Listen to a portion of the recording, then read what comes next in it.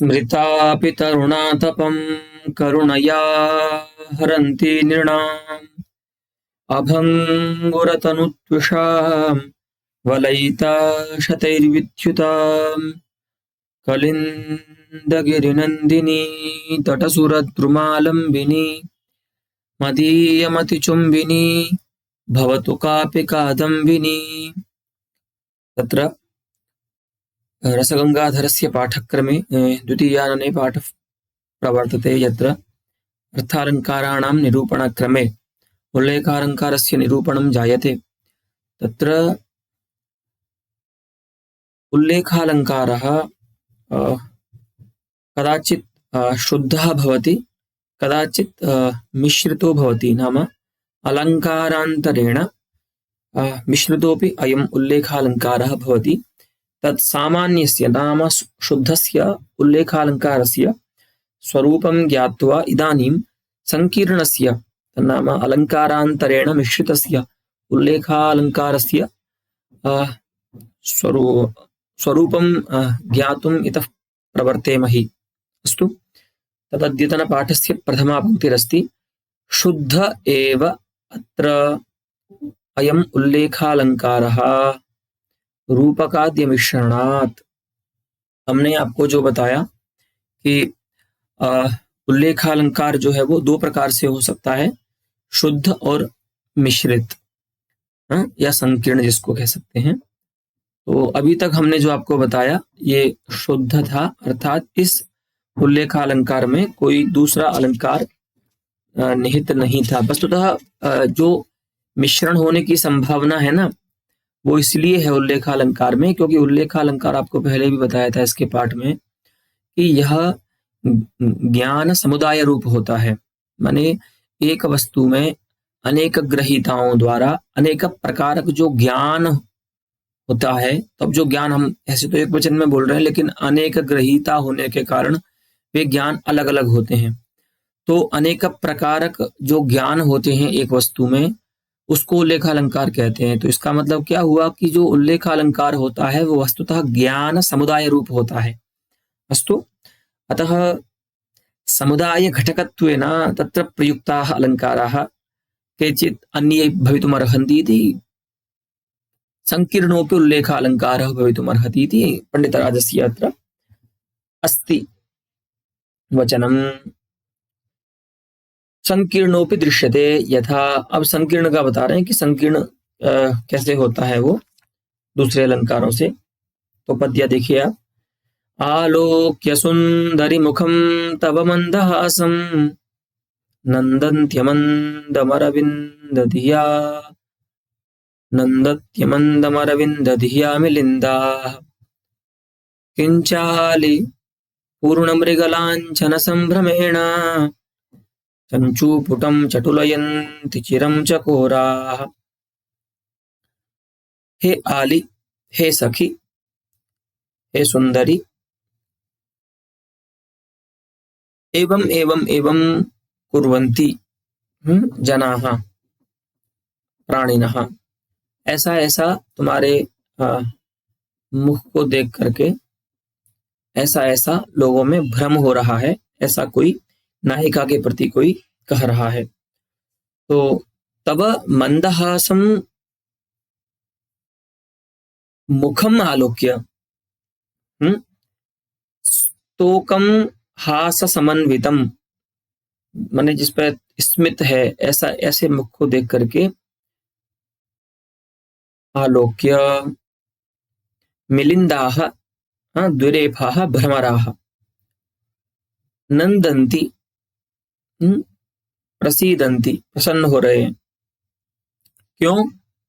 नायिका के मुख को देख करके इनमें क्यों प्रसाद हो रहा है? तो उनको नायिका के मुख में अरविंद का ज्ञान हो रहा है। अमंदम नंदंती, बहुत प्रसन्न हो रहे हैं। ठीक है, क्रिया विशेषण है ये। ऐसा क्यों हो रहा है? तो बता रहे हैं कि अरविंद धिया तब मुखे ईषद्धास समन्विते तब वदने मिलिंदानाम अरविंद प्रकारकम ज्ञानम भवति, नाम अरविंदत्व प्रकारकम ज्ञानम भवति, अरविंद विशिष्यकम। वही इसीलिए उनको प्रसन्नता हो रही है, कमल का ज्ञान हो रहा है। और क्या हो रहा है? तत्तादृशमेव मुखम दृष्ट्वा पूर्ण मृग लांछन संभ्रमेण, पूर्ण चंद्र का जो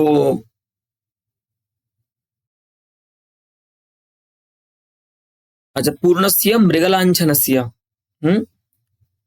पूर्ण जो मृगलांछन है माने चंद्र है, तस्य संभ्रमेण तस्य ज्ञानेन तस्य असता ज्ञानेन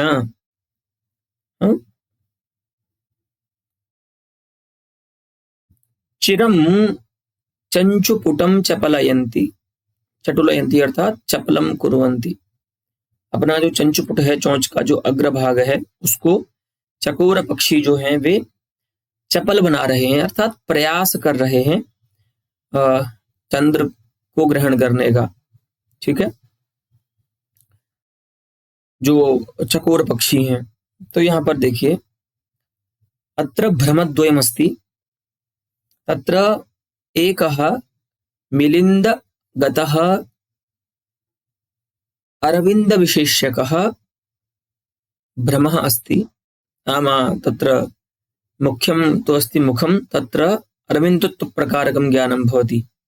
अस्तु, अपरं ज्ञानमस्ति भ्रमात्मकं, यत्र चकोराः ज्ञातारः सन्ति, तेषु चकोरेषु नायिकायाः मुखे चन्द्रत्व प्रकारकं ज्ञानं भवति। अतः अत्र इत्थम् अस्ति द्वौ भ्रमौ। अस्तु, यहाँ पर दो भ्रम हैं, लेकिन ये जो दो भ्रम हैं उनको हम समुदाय क्यों कहें?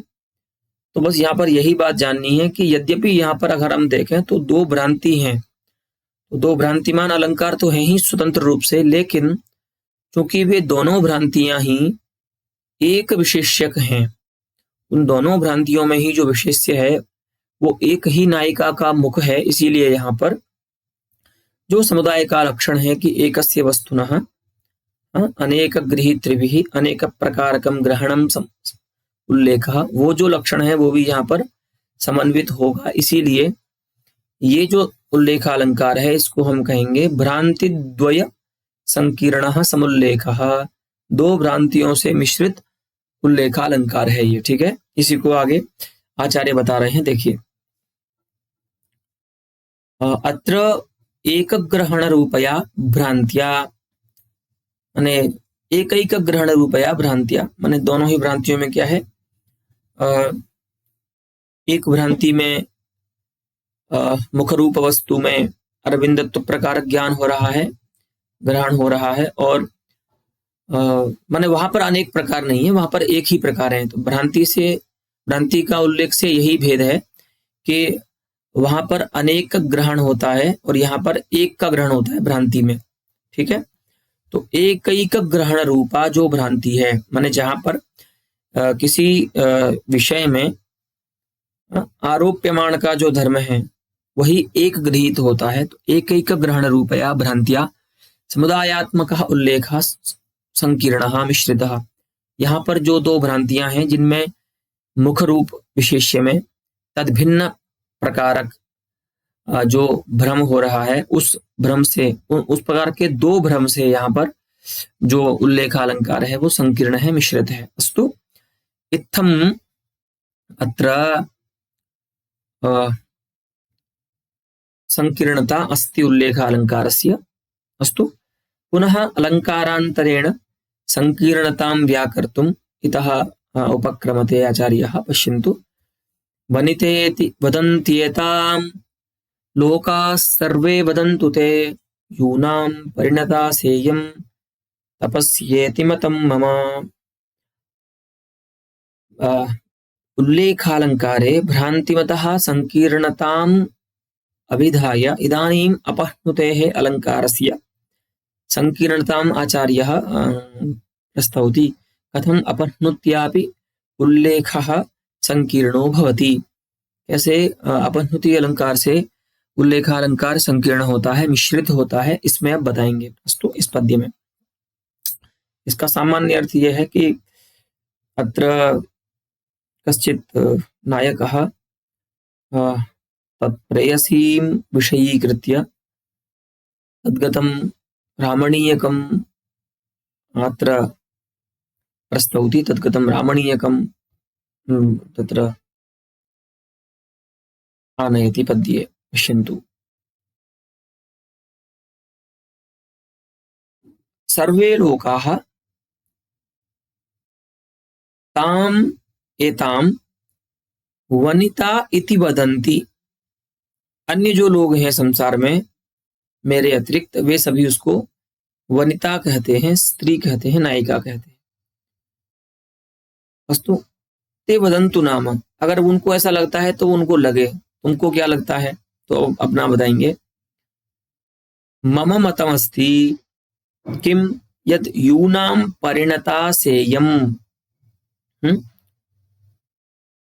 इयं यूनां तपस्या परिणता अस्ति। सर्वे युवानः तपस्याम् अकार्षुः, तेषां यूनां तपस्या एव एतन्नायिकात्वेन परिणता इति मम मतिरस्ति। संसार के सभी युवाओं ने मिलकर के जो तपस्या की थी वो तपस्या ही इस नायिका के रूप में आई है। ठीक है, ये मुझे लगता है। मैं इसको नायिका, केवल नायिका नहीं समझता, मुझे ये लगता है कि तपस्या का परिणाम है। सभी युवाओं ने मिलकर के जो तपस्या की थी ब्रह्मा की, तो ब्रह्मा जी ने फिर इस नायिका को बनाया है, ऐसा मुझे लगता है। अब यहाँ पर अपन्नुति कैसे है, तो अपन्नुति का स्वरूप समझ लीजिए थोड़ा।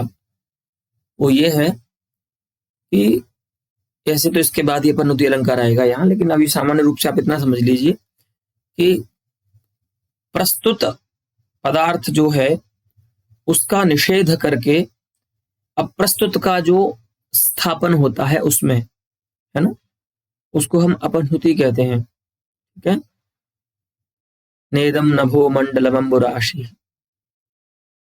नैताश्चतारा नवफेन भंगाः नायम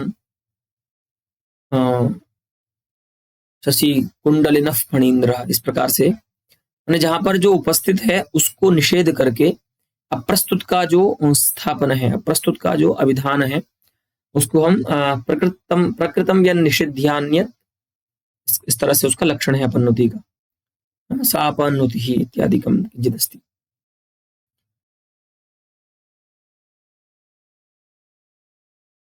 तो प्रस्तुत पदार्थ का निषेध करके अप्रस्तुत का स्थापन करना। तो अब उस नायिका में नायिकात्व का निषेध होना चाहिए, तब जाकर के अपन्नुति सिद्ध होगी। तो यहां पर नायिका में नायिकात्व का निषेध तो साक्षात शब्द से नहीं कहा गया है, तो उसको कैसे समझें। तो ऐसा दूसरे कहते हैं, ये वचन ही ये बताता है कि आप ऐसा नहीं मानते, है ना। राम को मनुष्य और समझते हैं, इसका मतलब क्या हुआ कि मैं राम को मनुष्य नहीं समझता। तो राम जी में मनुष्यता का निषेध जो है उसको यहाँ पर शब्द से नहीं कहा गया है, लेकिन वो सिद्ध है ना, कि मैं राम को मनुष्य नहीं मानता, मैं उनको ईश्वर मानता हूं, सर्वनियंता मानता हूं, है ना, भगवान मानता हूं। तो अन्ये लोकाः एतां वनितां वदन्ति इति वचनेनैव अहमेतां वनितां न मन्ये इति सिद्धोर्थः, ये अर्थ सिद्ध है। इसीलिए वनितात्व रूप जो उसका धर्म है प्रकृत, उसका निषेध हो गया। ठीक है, यही विषयतावच्छेदक का जो निषेध है, विषयतावच्छेदकस्य निषेधात् मा एव अपन्नुत्यलंकारः अस्ति। तो माने उसमें एक और जोड़ना चाहिए कि विषयतावच्छेदक के निषेध पुरस्सर उसमें जो विषयी का भान है, उस विषयी के भान को हम अपन्नुति कहते हैं। ठीक है, तो यहाँ पर देखिए वनितात्व का निषेध कर दिया नायक ने उस नायिका में कि मैं इसको केवल नायिका नहीं मानता। अब वो वनितात्व का निषेध करके उसमें तपस्यात्व का जो विधान है, उसको जो तपस्या कहना है, वही अपन्नुति है। ठीक है, तो वही आगे बताएंगे उपपत्ति में। देखिए कि अत्र विषयतावच्छेदकस्य परसम्मतत्वेन निषेध्यतया, तो बोलेंगे आप यहाँ पर विषयतावच्छेदक का निषेध कैसे किया?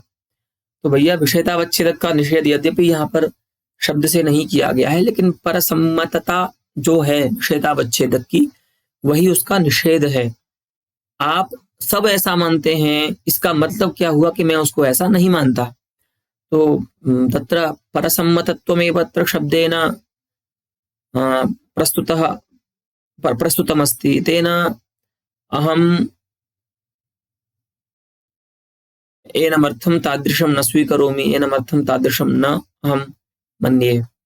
अतः अत्र नायिकात्व अथवा वनितात्व विषयतावच्छेदकस्य परसम्मतत्वेन निषेध्यतया उपन्यासात्। दूसरे ऐसा मानते हैं इस रूप में उपन्यस्त होने से विषयतावच्छेदक जो वनितात्व है वह निषेध उसका हो गया, और इसीलिए यहाँ पर विषयतावच्छेदक के निषेध रूप अपनुति हो जाएगी। ठीक है, तो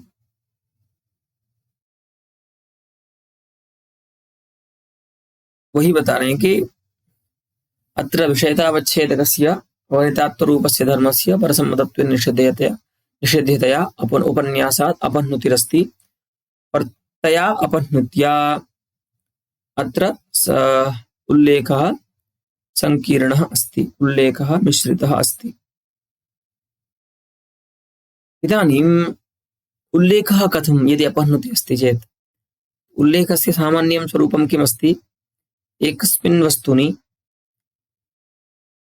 अनेकस्य गृहीतुः अनेकप्रकारकं यदा यदा ज्ञानं भवति तदा उल्लेखः भवति। अत्र पश्यन्तु, लोकः एकः गृहीता, अयं नायकः एकः गृहीता, लोककर्तृकं नायिकागतं वनितात्वप्रकारकं ज्ञानं भवति, नायकप्रमात्रिकम् अथवा नायकगृहीत्रिकं नायिकाविशेष्यकं तपस्यात्वप्रकारकं तत्र ज्ञानं भवति। अतः एकस्य वस्तुनः नायिकारूपस्य एकस्य वस्तुनः अनेकगृहीतृभिः लोकनायकाभ्यां वनितात्व तपस्यात्वादि अनेकप्रकारकं ग्रहणम् अत्र भवति। अतः अयम् उल्लेखस्तु अस्ति एव, परन्तु अस्मिन् उल्लेखे विषयतावच्छेदक निषेधात्मा अपनुत्यलङ्कारोऽपि अस्ति। अतः तेन अलङ्कारेण अयं मिश्रितः अत्र अभिहितः आचार्येण। अस्तु, इदानीं यथा प्रत्येकम् अलङ्कारे आचार्यप्पयदीक्षितेन विहितस्य निरूपणस्य तदलङ्कारस्य खण्डनम् आचार्यः करोति, तथा अत्रापि आचार्यप्पयदीक्षितस्य उल्लेखालङ्कारगतं निरूपणम् उपन्यस्य निरस्यति। पश्यन्तु, अप्पयदीक्षितास्तु एवमपि यदि, अब यहाँ से आचार्य अप्पयदीक्षित का जो निरूपण है वो करेंगे कि ये उनका ही ग्रंथ है, यहाँ से वही बोल रहे हैं। इत्याहुः ऐसा करके जो आगे क्रिया आएगी उसमें इसका अन्वय होगा कि अप्पयदीक्षिताः इत्याहुः, आचार्य अप्पयदीक्षित ने तो ऐसा कहा है। उसका फिर जो बाद में खंडन करेंगे वो आचार्य जगन्नाथ का ग्रंथ होगा। तो उन्होंने क्या कहा है? तो कांत्या चंद्रम विदुः केचित् सौरभेणाम्बुजं परे वक्त्रं तव वयं ब्रूमः तपसैक्यं गतं द्वयम्।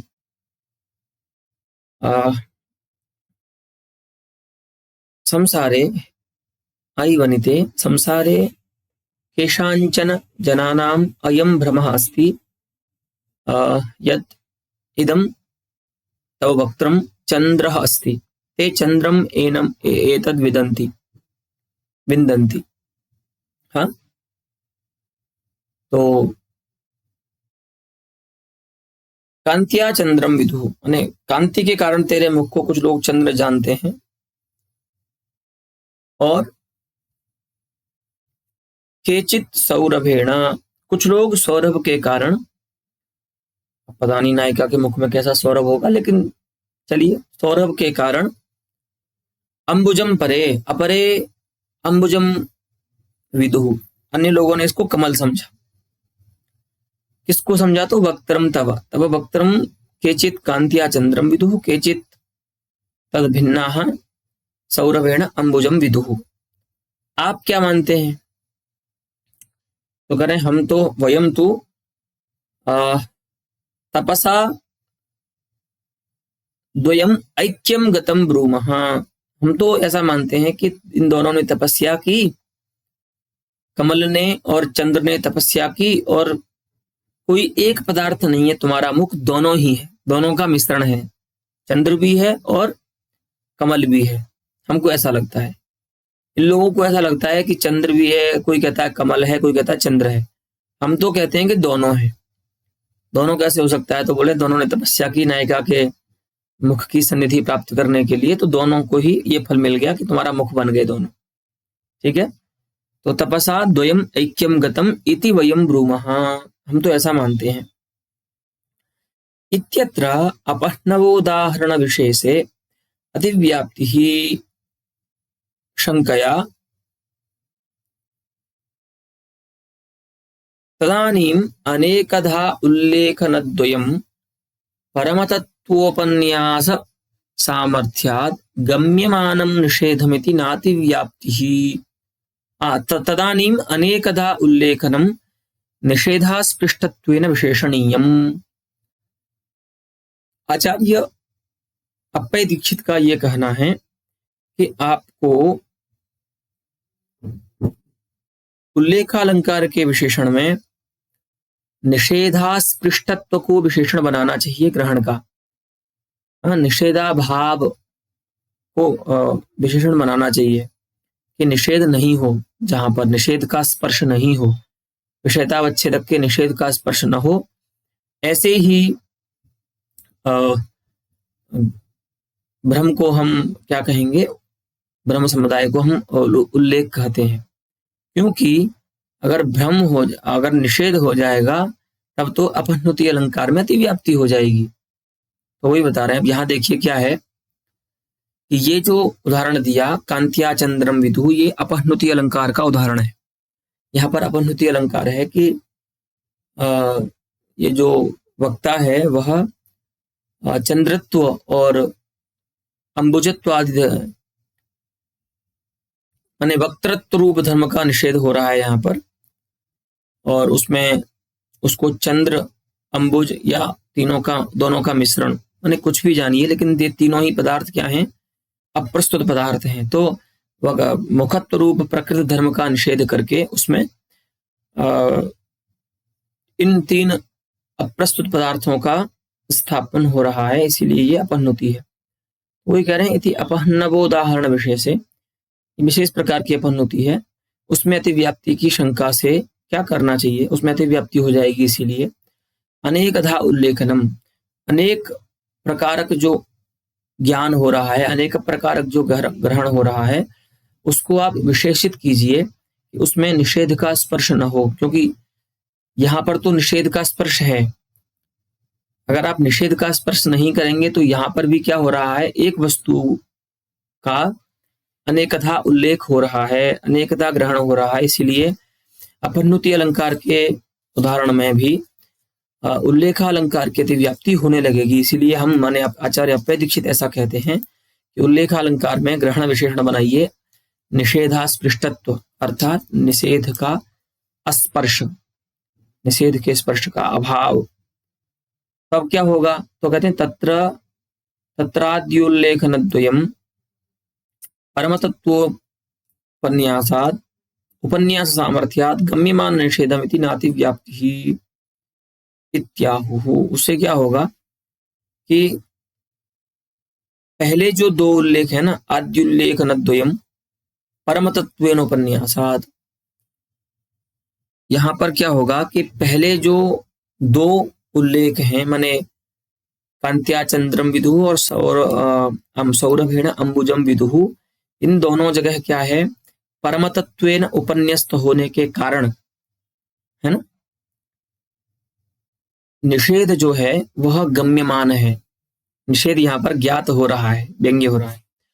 तो निषेध यहाँ पर ज्ञात होने के कारण अतिव्याप्ति नहीं होगी, क्योंकि अब हमने लक्षण ऐसा कर दिया है कि जहां पर निषेध का स्पर्श होता है ऐसे अनेकधा ग्रहण को हम उल्लेख नहीं कहते। और ये जो अपनुति अलंकार है, यद्यपि यहाँ पर अनेकधा ग्रहण हो रहा है, अनेकधा उल्लेख हो रहा है, लेकिन इस अनेकधा उल्लेख में निषेध का स्पर्श है, क्योंकि परमतत्वेन उपन्यस्त होने के कारण ये जो है विषयतावच्छेदक जो है वो निषिद्ध है यहाँ पर। इसीलिए इसको हम अब उल्लेख नहीं कह सकते, क्योंकि हमारा उल्लेख का लक्षण अब क्या है, एकस्य वस्तुनः अनेक गृहीतृकम अनेक प्रकारकम ग्रहणम उल्लेख। ऐसा केवल इतना नहीं है, हमने बोला है एकस्य वस्तुनः अनेकदा ग्रहणम अनेक प्रकारकम और निषेधास्पृष्टम ग्रहणम, निषेध से स्पृष्ट जो ग्रहण है, माने जहां पर निषेध का स्पर्श नहीं रहता। लेकिन यहाँ पर जो एकस्य वस्तुनः अनेकधा अनेक प्रकार ग्रहण हो रहा है कांत्या चंद्रम विदु में, वहां पर तो निषेध का स्पर्श है, भले निषेध वाच्य न हो विषयतावच्छेदक का, लेकिन वह गम्यमान है।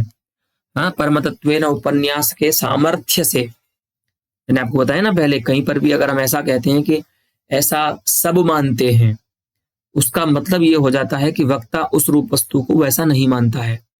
तो वहां पर वक्ता को यह कहने की आवश्यकता नहीं है कि ऐसा सब मानते हैं इस वस्तु को, मैं ऐसा नहीं मानता। तो ऐसा जो निषेध है उसका निर्वचन करने की आवश्यकता नहीं है, वह वहां पर उस प्रकार के उपन्यास सामर्थ्य से, उपन्यास कैसा है तो परसम्मतत्वेन उपन्यास है, तो परसम्मतत्वेन उपन्यास के सामर्थ्य से उस प्रकार का निषेध वहां पर गम्यमान हो जाता है, ज्ञात हो जाता है। इसीलिए निषेध का स्पर्श होने के कारण यहाँ पर उल्लेखालंकार की अतिव्याप्ति नहीं होगी। इति आहुः, ऐसा वो कहते हैं। कौन कहते हैं? आचार्य अप्पय दीक्षित। तो इति न तन्न, ऐसा नहीं कहना चाहिए, उनको ऐसा नहीं कहना चाहिए। अगर आप ऐसा कह देंगे तब तो जो प्लॉट है ना संकीर्ण उल्लेख अलंकार का, वो प्लॉट ही खत्म हो जाएगा, वो उसकी जगह ही नहीं बचेगी। जबकि आप स्वयं ऐसा नहीं कि आचार्य अप्पय दीक्षित ऐसा कहेंगे बाद में कि नहीं साहब ये तो हम मानते ही नहीं है, ये जो बात है कि संकीर्ण भी होता है उल्लेख, ऐसा हम नहीं मानते, ये आपकी दिमाग की उपज है पंडित राज, हम ऐसा नहीं मानते। तो ऐसा कह रहे हैं कि ऐसा नहीं है, आप भी उल्लेख और शुद्ध ऐसे भेद करते हैं, है ना। उन्हीं के ग्रंथ को लेकर के आगे निरूपण करते हैं, खंडन करते हैं कि तन्न किमर्थम द्विविधश्चायमुल्लेखः शुद्धः अलंकारांतर संकीर्णश्च इत्युक्त्वा। ऐसा आपने ही कहा है अपने ग्रंथ में कि उल्लेख जो है वो दो प्रकार का होता है, ठीक है, एक तो शुद्ध और एक संकीर्ण। और ऐसा कह करके फिर आपने उदाहरण भी दिए हैं दोनों के, बढ़िया। क्या उदाहरण दिए हैं? श्रीकंठ जनपद वर्णने, श्रीकंठ नामक जनपद के वर्णन में यस तपोवनमिति मुनिभिर्गृह्यत, है ना, जिसको मुनियों ने तपोवन माना, तपोवन समझा, है ना, ऐसा था श्रीकंठ जनपद, है ना। मुनियों को उसको देख करके क्या लगा श्रीकंठ जनपद को कि ये तपोवन है, अन्य गृहीताओं को, अन्य प्रमाताओं को कुछ अलग लगा होगा। तो ऐसा आपने उदाहरण दिया है शुद्ध उल्लेख अलंकार का। और यमनगरम इति शत्रुभिः वज्रपंजरम इति शरणागतैः। हाँ, उसी में देखिए, शत्रुओं ने उस जनपद को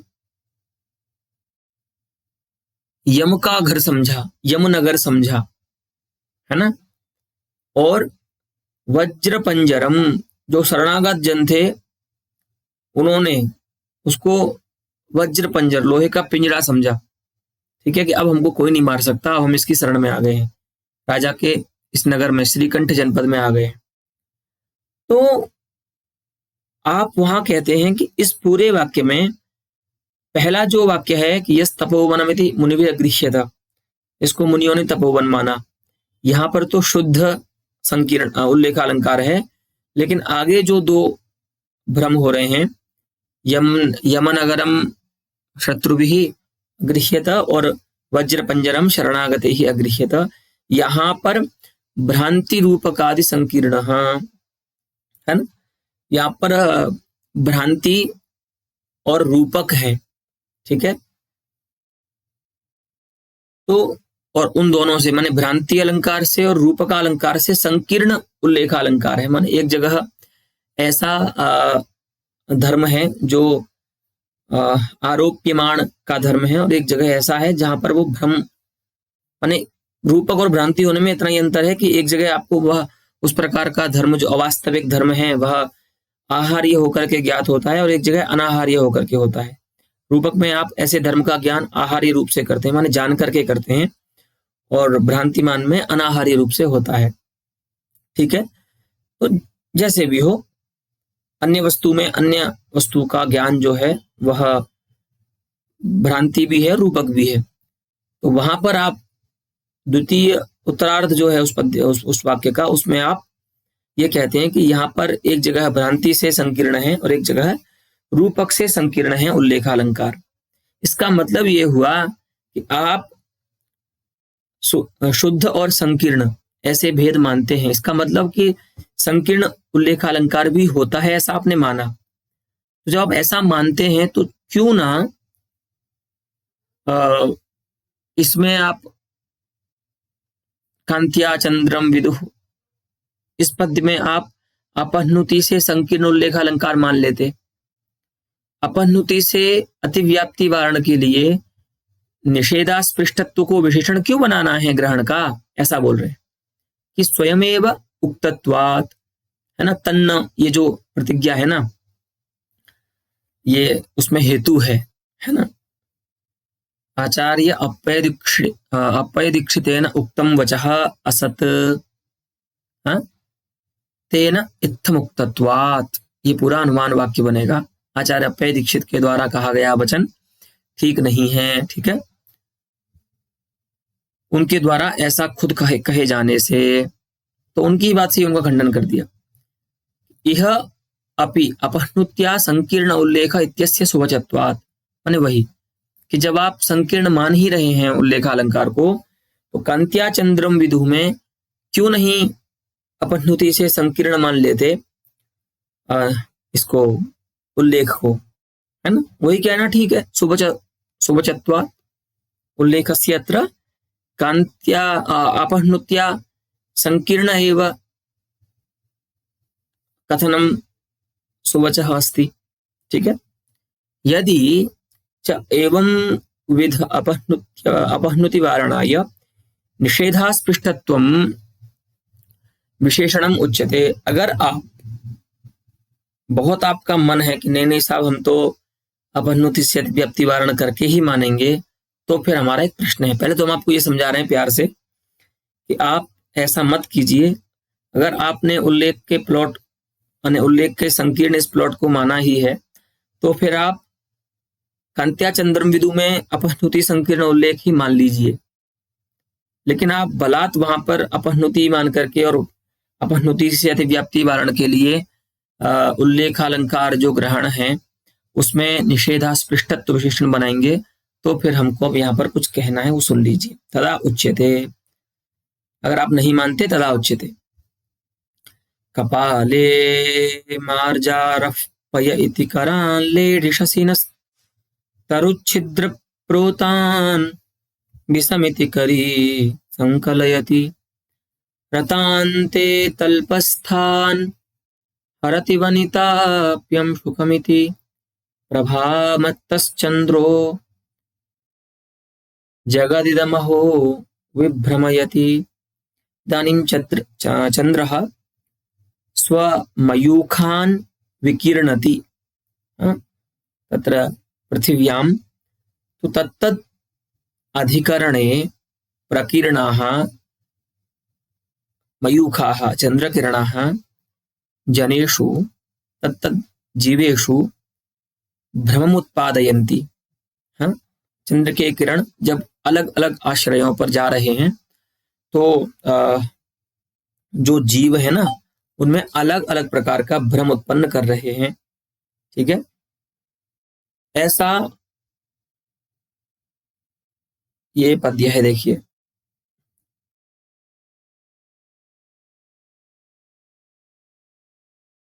कपाले मार्जारपयः इति करान लेढ़ी। मार्जार जो है ना बिल्ली, है ना, वो क्या कर रही है? कपाले, कपाल माने जो पात्र विशेष है, उसमें जो चंद्रमा की किरण आ रही है ना, शशिनः करान मयूखान लेढ़ी, उनको वो चाट रही है ना। क्यों चाट रही है? कि ये दूध आ गया। पयः इति लेढ़ी, क्योंकि चंद्र के किरण भी धवल हैं और पात्र में है, तो उसको लग रहा है कि दूध दे दिया है मुझे किसी ने पीने के लिए। तो जो मार्जार है वो कपाल में गिरते हुए शशि के किरणों को लेढ़ी, उसने चाटा। और करी गजः तरुच्छिद्र प्रोतान, तरोः वृक्षस्य छिद्रेषु प्रोतान तदेव प्रकीर्णान, है ना, विस्तृतान तानेव शशिनः करान। उन्हीं चंद्रमा के किरणों को जो हाथी है वो संकलयति, पकड़ने की कोशिश कर रहा है, ग्रहण करने की कोशिश कर रहा है, ग्रहण कर रहा है। क्या समझ रहा है भाई? ये चंद्रमा की किरणों में तो इसकी रति नहीं होती है। तो कह रहे हैं चंद्र के किरणों को, चंद्र किरणत्व ने इसकी रति नहीं है, लेकिन विषम इति, है ना, वो उसको मृणाल मान करके, है ना, कमल दंड मान करके, क्योंकि जब आपने कई काव्यों में पढ़ा होगा, जब हाथी जल क्रीड़ा करता है तो मृणाल को अपने सुंडा दंड से ग्रहण करके उससे खेलता है। तो चंद्र के किरणों को भी वो क्या समझ रहा है? मृणाल समझ रहा है, जब वो पेड़ पर जा रहे हैं। ठीक है, तो वस्तुतः मृणाल जो होती है वो थोड़ी हरी होती है, तो अब पेड़ पर जब आएंगे चंद्रमा के किरण तो थोड़े हरे दिखाई देंगे ना, वैसा भाव है। तरुच्छिद्र प्रोतान विषमिति करी संकलयति। अच्छा, ये तो हो गया मनुष्येतर प्राणियों में चंद्र किरणों को लेकर के भ्रम। मनुष्यों को कैसा भ्रम हो रहा है? तो काचित स्त्री अस्ति वनिता सा रतांते, रति कर्म के समाप्त हो जाने पर तल्पस्थान शय्यागतान पर्यंकगतान तान एव शशिनः करान। रति कर्म के समाप्त हो जाने पर चारपाई पर जब वो चंद्र के किरण आए रात्रि में, तो उसको ये लगा कि अरे ये तो मेरी साड़ी है, तो अंशुकम इति सा हरति, उसको ग्रहण करने का प्रयास कर रही है। ठीक है, सा वनिता। तो हाथी को भ्रम हो रहा है कि ये मृणाल है तो मैं इसको ग्रहण कर लूं, बिल्ली को भ्रम हो रहा है कि दूध है तो मैं इसको पी लूं, नायिका को भ्रम हो रहा है कि ये तो मेरी साड़ी है तो इसको मैं अपने शरीर पर रखूं, ढक लूं शरीर को। ऐसा सभी को भ्रम हो रहा है। ऐसा भ्रम करा कौन रहा है? तो कहा कि प्रभा मत्तः, अपनी कांति से मत्त जो चंद्र है ना, प्रभया कांत्या मत्तः, गर्वी चंद्र, है ना, गर्वशाली जो चंद्र है अपनी कांति के द्वारा, ऐसा प्रभा मत्तः चंद्र इदम जगत। अब जगत तो हो ही गया, मनुष्यों को भ्रम हो रहा है, पशुओं को भी भ्रम हो रहा है ना। तो इदम जगत विभ्रमयति, ये जो अपनी कांति के मद में डूबा हुआ चंद्र है, यह इस जगत को भ्रम में डाल रहा है, भ्रमित कर रहा है। ठीक है, इति त्वदुदाहृत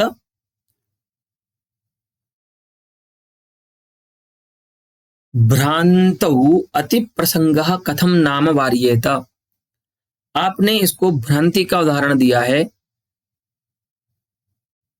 आप वहां पर अति प्रसंग का वारण कैसे करेंगे, है ना। आपने इस पद्य को भ्रांति का उदाहरण दिया है।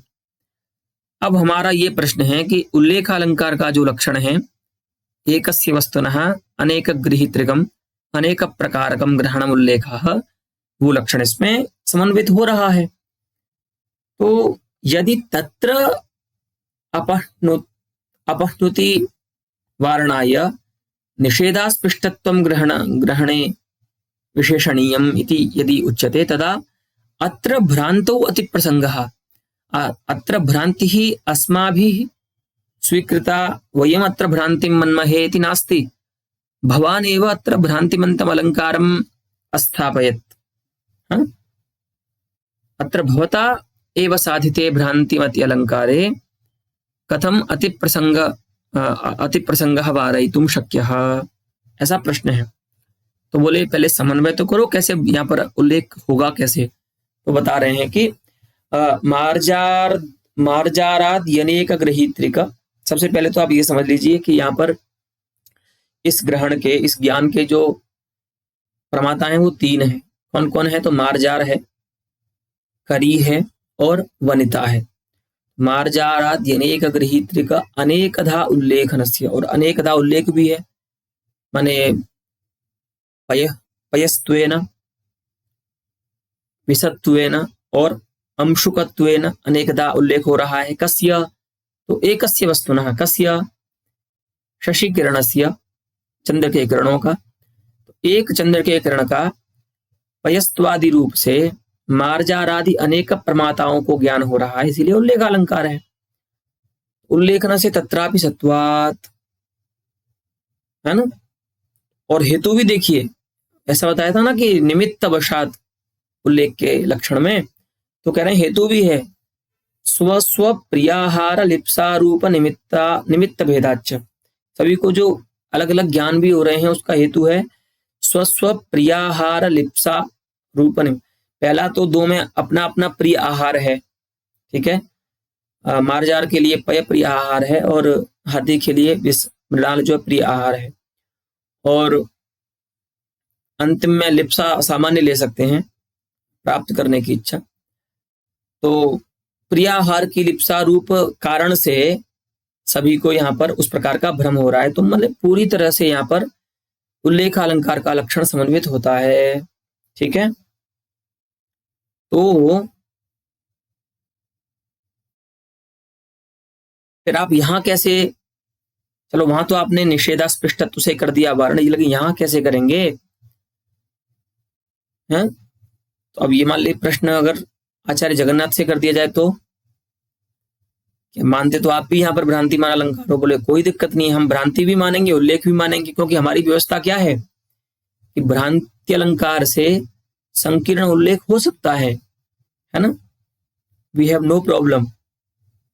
लेकिन आप एक ऐसे जहां पर संकीर्ण हो सकता था अपनुति से उल्लेख, वहां पर आपने अतिव्याप्ति वारण के लिए निषेधास्पृष्टत्व विशेषण दे दिया, लेकिन भ्रांतिमान में आपने नहीं दिया।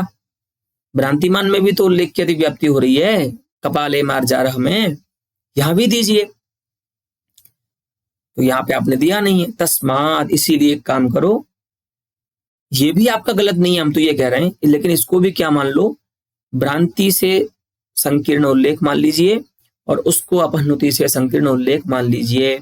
तस्मात संकीर्ण निवारणाय यत्नः अनर्थकः। इसीलिए अपहनुति से संकीर्णता हो या तो भ्रांति से संकीर्णता हो उल्लेख की, उस संकीर्णता का या उस संकीर्णता से निवारण करने के लिए उल्लेख अलंकार में जो यत्न किया गया है आपके द्वारा, वह यत्न निरर्थक है। अस्तु। और यत्न भी विलक्षण ही यत्न है आचार्य दीक्षित का, क्योंकि वो स्वयं भी मानते हैं कि उल्लेख अलंकार संकीर्ण होता है, फिर भी ऐसे दो पद्य जहां पर अलंकारांतर से संकीर्ण उल्लेख बन रहा था वहां पर एक जगह वो अतिव्याप्ति के वारण का प्रयास करते हैं, उल्लेख के अतिव्याप्ति का, और एक जगह कुछ नहीं बोलते। कपाले मार जा रहा हूं मैं कुछ नहीं बोल रहे हैं, वहां पर शुद्ध भ्रांति मान रहे हैं अलंकार। और वक्त्रम चंद्रम विदुः इत्यादि में, कांत्या चंद्रम विदुः इत्यादि में जहां पर अपनुति से संकीर्ण उल्लेख बन सकता था वहां पर वो उसको अतिव्याप्ति बता रहे हैं कि यहाँ तो अतिव्याप्ति हो जाएगी उल्लेख की, इसीलिए ग्रहण में निषेधास्पृष्टत्व को विशेषण बना दीजिए।